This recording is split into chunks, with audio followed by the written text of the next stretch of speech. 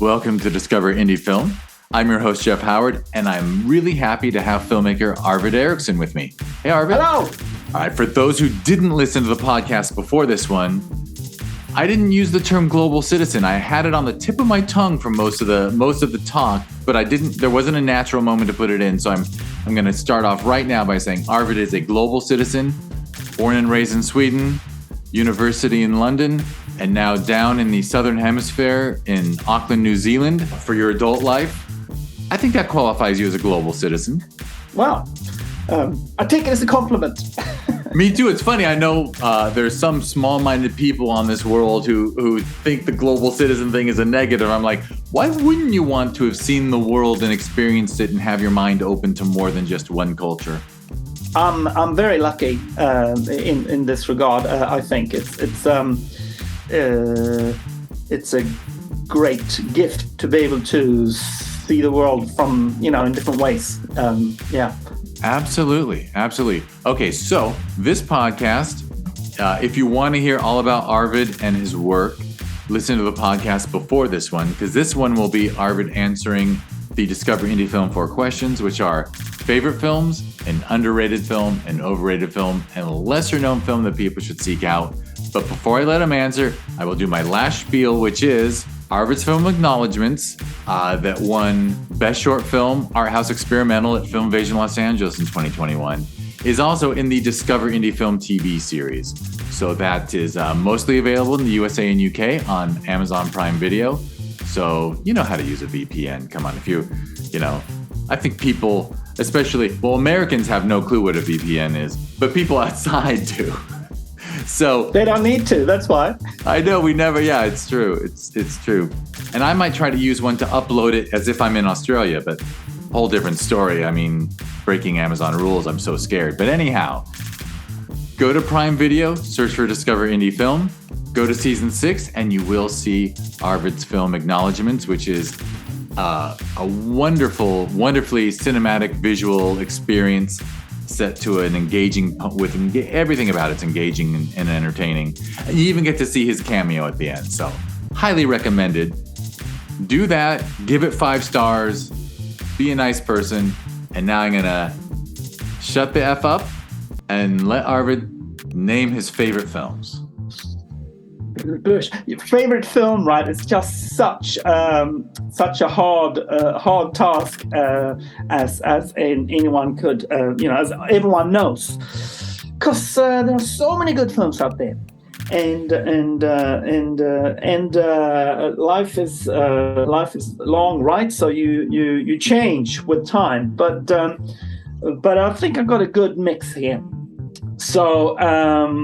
My first film is Sideways, 2014, Alexander Payne, and it's just so good. I just love that film so much, and that was just an intuitive.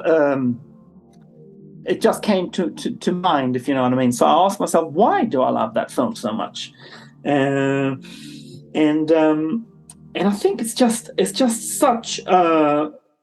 such a brilliant clash of characters between Miles and Jack, the two lead guys, the best friends, and you can see how they're best friends, but you can also see how their lives have. Pull them apart. As life moves on, they've grown to become quite different people. So they rooted in this old best friend relationship, but now they're very different. And I think the film just portrays that relationship so well in such a funny way. It's just so beautiful, so funny, so engaging. I love all of Alexander Payne's films. He's just brilliant. I find all his films really, really funny.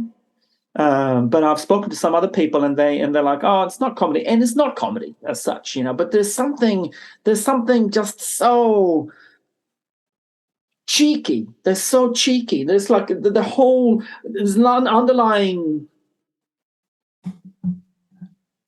like it's the way he views the world. Maybe it's Yeah, like I would it's debate the person who says it's not comedy. I think he feels it's comedy. yeah, I think he does dive into relationships in such a real way that it is like spending time with friends, which there's probably little better than to walk out of a film feeling like you were with friends. But I think he's intentionally funny. Maybe Nebraska's not a comedy, but no, maybe everything not. else, No, that's true. especially Election and Yes. Oh, yes, and The absolutely. So Descendants. true. I think The Yes. Descendants, as painful as some of that is, it's a delightfully funny look at life. Yes. Yes. It's like it's not you don't laugh at the well, you laugh at the characters, but not the person. It's like you're laughing at life, the irony of life or something, and the comedy of life. And you probably identify with these people because you've been there yourself. You know that it's just a painfully funny situation, but the character doesn't find it funny at all. But it's just yeah, I don't know, like and about Schmidt as well, like just so Oh, but it's come on, just so well that's portrayed. and that's a very funny film, Very even if it funny is film. about someone's personal crisis. But Yes, yes. That's yeah, right, and comedy and tragedy they go hand in hand, right? And he's got the handle on that really well, and also in terms of the craft of filmmaking, sort of comedy and tone aside, uh, I just love the frames and the beats and the rhythm of how when the beats drop and how he uses the frame to kind of introduce new story elements. It's just really just gorgeous filmmaking, basically. it Yeah. is. It is. And I want you to move forward, but I have to add the one comment based on what you said, which is I love a filmmaker like Alexander Payne because it's so subtle and he Yes. doesn't do anything to grab your attention and notice what he's doing. But you, as a filmmaker, you notice things he's doing.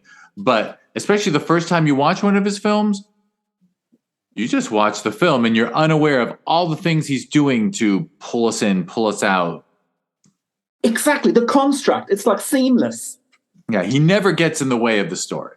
No, Whereas that's right. we certainly know directors who want to make sure we know they're there. Oh, absolutely. And that's actually a theme throughout all the films I'm going to talk about today. It's that effortless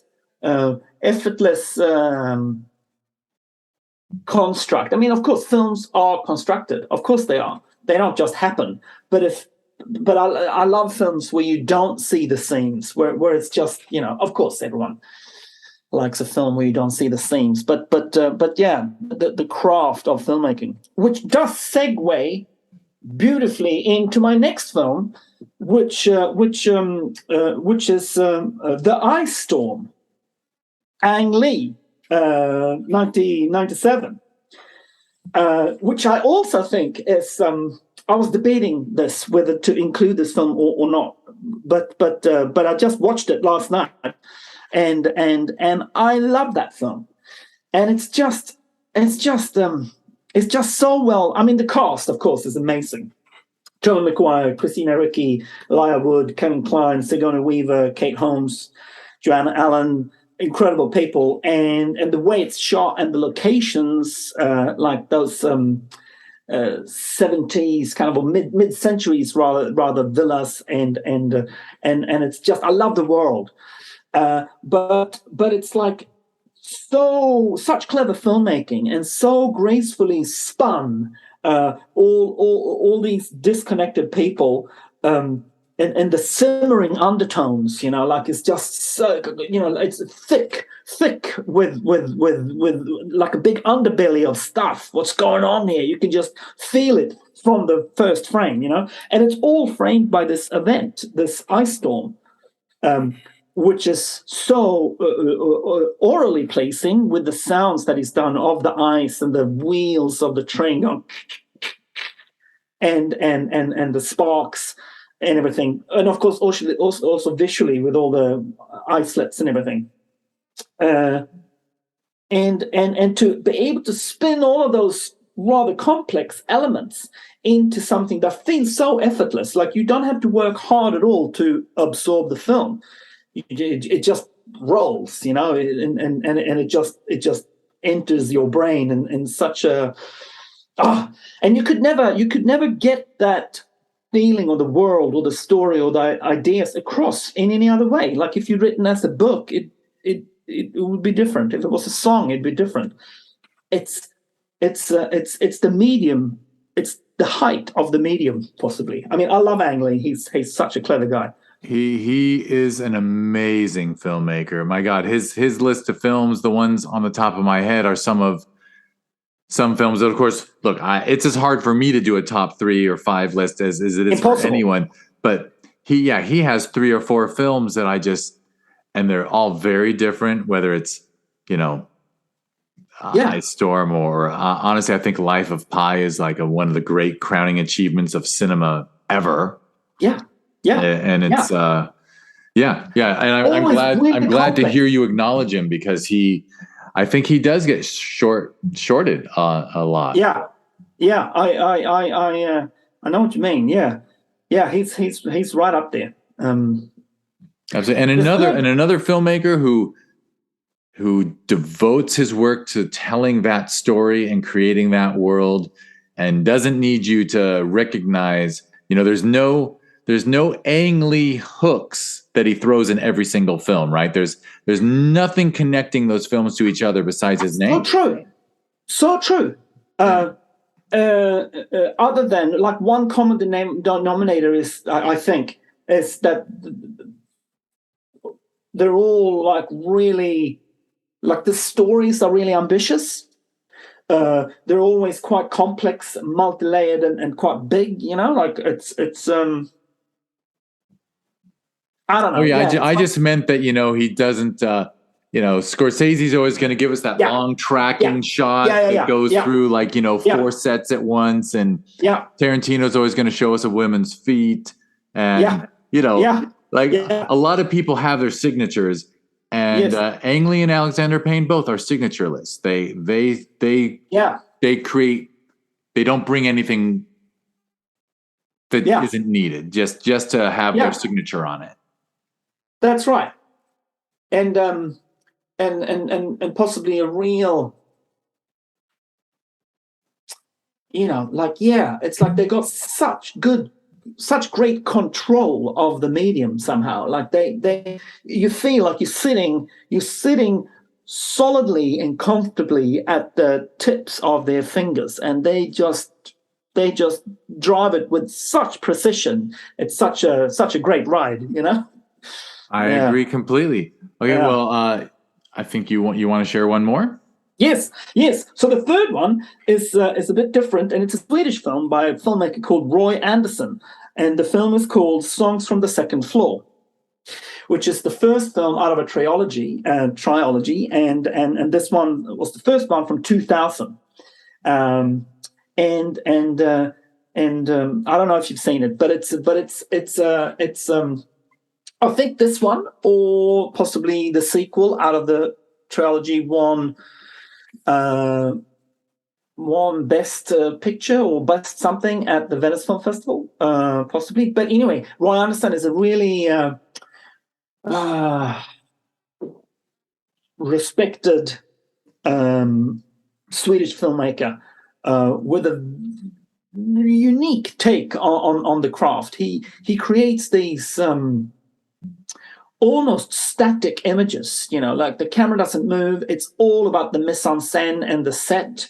And he bought his own studio a long time ago, which is an old cinema. He bought the old cinema and he turned it into a studio. He gets a lot of young people to come in and help him create these sets. And he builds a set for months and months and months. And then he shoots this one scene, and it's almost just all locked off. And he does a lot of perspective painting in the background, so it looks like it's this massive room, but it's not. And then the scenes, the details in these scenes, it's almost like still life cinema or something. And again, much like Alexander Payne, it's funny. Not laugh out loud funny, and not kind of, you got to think twice to find the comedy, but I just adore the humor and the tone and the worldview, and it's quite critical of humanity and society, and it's audacious, it's big storytelling, it's big ideas, and really funny. So that's definitely a film worth checking out. Again, laughing at the comedy or irony of life type thing, laughing at humanity in a warm way. Wonderful. Okay, I'll have to seek it out, because obviously, Swedish cinema is not. It's a shame. No. Only the occasional, vampire or Yes. dragon tattoo let the right thing. one in. Yeah, that let the right one in. Oh my god, so good. Yeah. But okay. Yeah. So I have to expand my knowledge of Swedish cinema. Yeah, check it out. And I know you have to add one more to your favorites list, because we discussed this film a lot in our previous podcast. Yes, thank you. Because I was trying. Yeah. No, you can't leave which one. But the fourth one, thank you, is Down by Law by Jim Jarmusch, 1985 or 4 or 3 or something like that. Such a. I mean, it's different from the other one. It's a punk film. I feel it's like it's a bit homemade. It's gritty, and it's maybe not as film language slick as the others. But I just love the raw energy that it's got, and it's got Tom Waits in it, and he's just such an amazing character in life in general, and the score is by what's his name, John Lurie, who is also John Lurie, yes, who is one of the trio of actors, and of course Roberto Benigni. Roberto Benigni. Anyone, I think, outside of Italy saw this unbelievable genius. Yes. Who I think, sadly, after his brilliant work, Hollywood didn't know what to do with him. So I assume he's doing wonderful things back in Italy.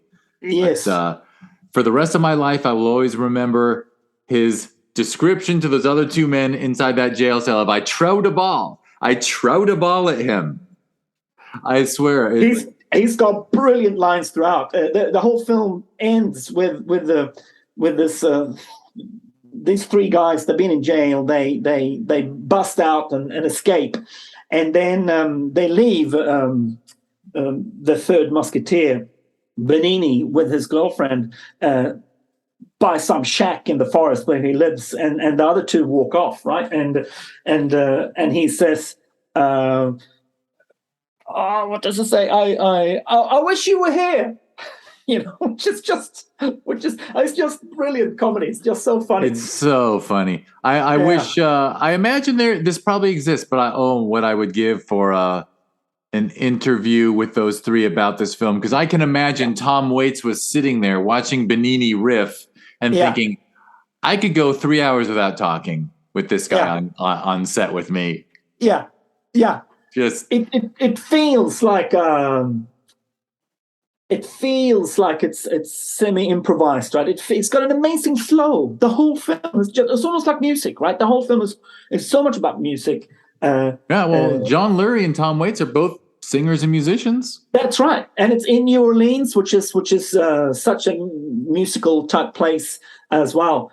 And I mean, Jim Jarmusch, he's all his films have a strong sense of music. Music is important to him, no doubt. And I think the film has got that sort of almost improvised flow that jazz music's got. Like John Lurie's score to the film is sensational, and I would love to know, like you said yourself, if the scenes were partly improvised, like where they were just riffing off each other, much like Coffee and Cigarette, like Jim Jarmusch. Did he make it before this one? I think. Again, like these funny scenes, like a scene with Iggy Pop and Tom Waits, where they're just sitting down by a table, shooting breaks, talking about some problem. I can't remember what it is, but that surely must have been improvised. Oh, I think the whole thing was, or at least every pair of actors got to decide what they did, because I think the oh my God, Alfred Molina and oh my God, the gentleman I adore the British gentleman, the actor from 24 Hour Party People, and oh yes, and I'm Alan Cumming. Why can't I name his name? Not Alan Cumming. I'm terrible with names. I'm not going to be able to help you. Partridge. Yes, Alan Partridge. That's right. Yes. Yeah, but I can't name. But they do the funniest thing in the world in Coffee and Cigarettes. Yes. Yes. But anyway, yeah. Yes, I love, right. And I agree with you that Jarmusch is, because of his minimalism, it is sort of the punk rock version of filmmaking. Yeah, and another amazing filmmaker from Finland, Aki Kaurismäki. I don't know if you know him, but Jim Jarmusch and him, they collaborated on a few films together, and he, just like Jim Jarmusch, is an amazing minimalist and grassroots punk rock type filmmaker that I admire. Aki Kaurismäki, check him out, his early stuff. But anyway, go on. In terms of going out there and making it, these guys are really inspiring. Not to mention Jim Jarmusch's first film, Permanent Vacation, amazing again. I don't know, like you can just feel that the film was sort of made in a kind of, let's just grab a camera, some cool dudes have some baseline ideas around a script and then just shoot it black and white on the street. And I love that energy and the flow you can find in that sort of stuff. Absolutely. Well, we could discuss them for another hour, so I'll move you along to the next one, which is a film that is underrated. A film that is underrated. This was difficult, but I've decided to go with a film called Arizona Dream by a Bosnian filmmaker called Amir Kusturica. Do you know it? I actually don't know it. No. It's got an incredible cast. It's Johnny Depp and Vincent Gallo, Faye Dunaway, Lily Taylor, who I love, and Jerry Lewis. And it's a film about Johnny Depp is sort of a young guy finding his way in New York. He's got a job catching fish. Not a great job as such, but he's finding his ways. But he is brought back to his uncle in Arizona, who's a car salesman, and there he meets some other people like Faye Dunaway and Lil Taylor, and it's kind of like a love affair between these people, and a story about life, I guess. The highs and lows of life, of one's ambitions and dreams and hopes, but also one's circumstances and where you've come from. And what I like about the film is that it's the cast is amazing, and much like the films we've been talking about before, like the comedy of Alexander Payne and that sort of undercurrent type comedy rather than laugh out loud. The scenes in Arizona Dream is just really funny throughout. And Vincent Gallo, he's a motor mouth, right? And he sort of is a catalyst for Johnny Depp to kind of bounce off, And Johnny Depp, he's just so good. All of them. And that was in the 90s. As you said, it showed me. Yeah, 93. And that's when Johnny Depp was all about subtlety in his performance. It was pre-Pirates, pre-going over the top. That's right. And it's just, and he just does it so naturally. It's just, it's a beauty to watch. Yeah, no, I haven't seen it, so now I must. Yeah, exactly. And also in terms of filmmaking and voice and story, I admire that the film sets out to talk about dreams. So it's I think somewhere they talk about it being like a surreal film. Yeah, maybe it's surreal, but I think the film medium is great at this because you can allow yourself to elevate from reality, right? And it does so beautifully. I think it's a bit cringe here and there for sure, and it's a bit whimsical kind of thing, and that's possibly why people find it hard to take it in. But I love it. There's some really cool scenes throughout there. Yeah. Right. Very cool. Overrated. Overrated is next. Right. Also difficult. Every film, like, it's so hard to make films, right? So, just every film. Hats off to every film that's ever been made, right? I don't want to be down on any film because it's a tricky medium. But and I guess I might have a love-hate relationship to this film. Yeah, I often say you're not saying it's a bad film, and you're not saying you don't love this film. You're just saying critical reception, other things. Yes. For me, I'll often mention if people pressure me to answer it, I'll say, I've heard a lot of people say Godfather 2 is better than Godfather 1, and I think they're insane. Therefore, Godfather 2, which is brilliant, is overrated. Right. Excellent. Thank you. Good preamble. So the film is Interstellar, 2014, Christopher Nolan. Clearly his worst film. Oh.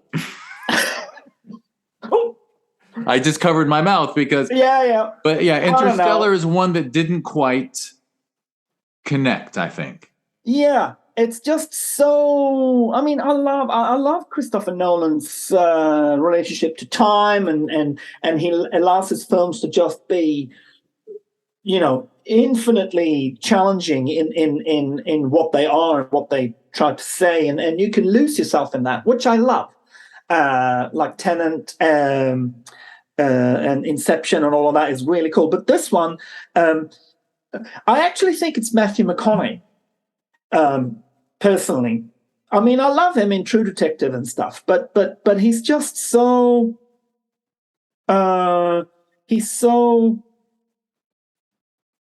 his ego is bigger than the infinity of this film potentially. Like it's the whole film becomes about this one person saving the world or trying to it feels like it's just such heroism that I just can't get around that. He rubs me up the wrong way.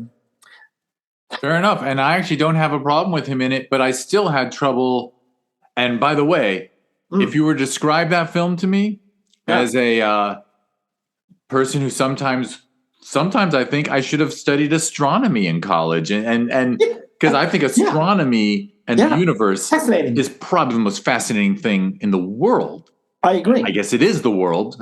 yeah, that's right. So, and that film should be my favorite of all time. Yeah. And yet there's something about the way it's told that it isn't, So I'm with you. Yeah, I think that character like closes it down rather than opens it up or something. I don't know. Yeah, but yeah, exactly. Like you, I love the idea of the universe and the endless, the infinity of it all, and therefore I should love that film, and maybe I do love that film, but there's something about it. Anyway, moving on to lesser known film. This is great. Well, great questions, by the way. Great question. Love it.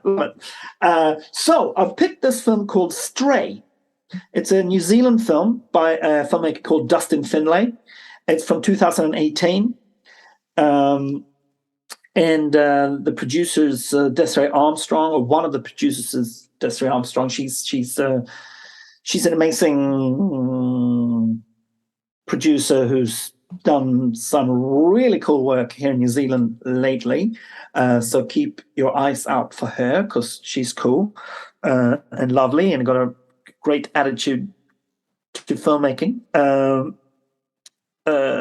I'm sure Dustin does too, but I haven't spoken to him personally, so I don't know what he's up to. But I'm looking forward to see his next film. Anyway, Stray is if you read the blurb about Stray, I I don't necessarily. It tells the backstory. It's these two characters. The film is basically about these two characters, and they kind of at loose ends, and they meet not on purpose, but they kind of meet, and the film explores the how they get closer to each other. And I think it's a self-funded film, and it's beautifully economical in its expression. It's almost like each scene is just one shot, I think, and it's a lot of locked off stuff, but it's gorgeous scenery from South Island here in New Zealand with Alps and things, and I just love the subtlety of it. You've got to give it a bit of time because it's quite slow, but it's very tastefully put together. And the subtleties is that really gets you in the end, like the subtleties between these two people and how they find each other in this tumultuous, chaotic point in time they are both in. If you read the blurb, it says that he's on parole, he's just been in jail, and she's come out of a psychiatric ward type thing. But to me, that frames the film in if I read that blurb, I would have gone like, oh yeah, two broken people, boring a little bit, but I can understand that. Of course, it's relevant, but to me, that's not what the film is about. It's much more about this meeting, and I think it's a really well put together little film. Yeah. I'm grateful for the recommendation. I have to say, I've only seen a handful of New Zealand-based films, so they're among the greatest things I've ever seen. I'm just going to rattle. I mean, Nikki Caro's Whale Rider, I think is that actually is in my. I just can't. I can't express how dearly I love that film.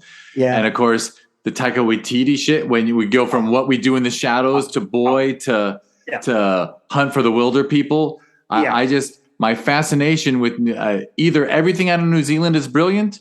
Or obviously, it's that it has to be brilliant to make it to the USA. So, but both maybe. Brilliant work coming out of that. Very unique place where there might not, maybe there shouldn't be any white people there, but there are. And yeah. Again, a small island, or a not very large, but a fairly large island. I don't know how it corresponds to the UK, but yeah, to have European culture and indigenous culture, and it's amazing things are coming from New Zealand. Yeah, it's a fantastic place in many ways. Not the least for the reasons that you just outlined. How this bicultural society is finding its ways. Like it's a really interesting dialogue to be part of. Yeah.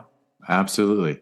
All right. Well, I will wrap this up. Thank you for all those recommendations. I'm actually dying to see Stray now. I'm dying to see and the Swedish film for sure. Yes.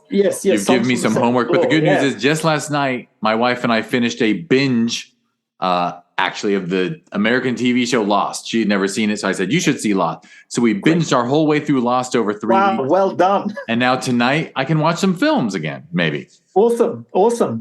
Stray is on Apple TV. Songs from the Second Floor, not sure, but I know Stray is on Apple TV. Excellent. All right, now I know where to look for it. All right, well, I will wrap this up by saying you just heard Arvid Eriksson share his movie list. We'll say he answered his 4 questions. The Discovery Indie Film 4 questions, I'm supposed to call it. And if that doesn't compel you to watch his work, I don't know what will. So watch his work. Go to Amazon Prime Video, USA and UK, or a VPN that makes it look like you're in the USA or UK, and go to search for Discover Indie Film on Prime Video and watch season 6, and you'll see acknowledgements. Of course, when I say the word season 6, that means there's 1, 2, 3, 4, 5. All wonderful films, all short films handpicked from the festival circuit. I can promise you, if you appreciate indie film, you'll love it. And what can I say? I think there's over 100 films now in this series. Yeah, because there's over 20 per season. So 120 films that were passion projects made by individuals. Sometimes they're able to use GoFundMe and borrow $10 from 100 friends. But the truth is, these are just passion projects that people are making because they need to. So very different calculus than what comes out of a committee at a Hollywood studio that's deciding what will sell the most popcorn. So that's my pitch to go watch Discover Indie Film. If you watch it, please give it 5 stars. And this podcast called Discover Indie Film, hey, what do you know? What a coincidence. So give the like and subscribe to the podcast. Give it 5 stars or a thumbs up, whatever the hell you can do. And I think in the opening, I said acknowledgements, won awards at Film Invasion Los Angeles. That's a festival we hold every June. So learn about it at filminvasionla.com, and it's at Film Invasion LA on social media. I slipped up and didn't mention, if you want to learn about the podcast and the TV series, and actually now there's reviews of features on there because someone finally twisted my arm hard enough to make me add that. Go to discoverindiefilm.com, and on social media, it's at DIFwins. And I mentioned Film Invasion. Of course, Sherman Oaks Film Festival is its sister festival we hold every November. I'm proud to say Arvid was a jury member on the Filmmakers Board. We have a board of filmmakers who we have awards chosen by their peers, which I think is very. I love that it's filmmakers getting to give awards to their peers instead of a committee of old people who are bitter and been in the business too long to still give a fuck. So there we go. And I named all those URLs and all those things, so I think we're allowed to say goodbye. Perfect. Thanks, Arvid. It was a pleasure. Enjoy the rest of your weekend. I think it's almost now a reasonable time in Auckland on Saturday morning. Well, it's 8:30. It's great. 8:30. There you go. Time for I actually have to rush off to a lunch. So yeah. You have it was wonderful to talk to you again. Thank you. And thank you everyone for listening.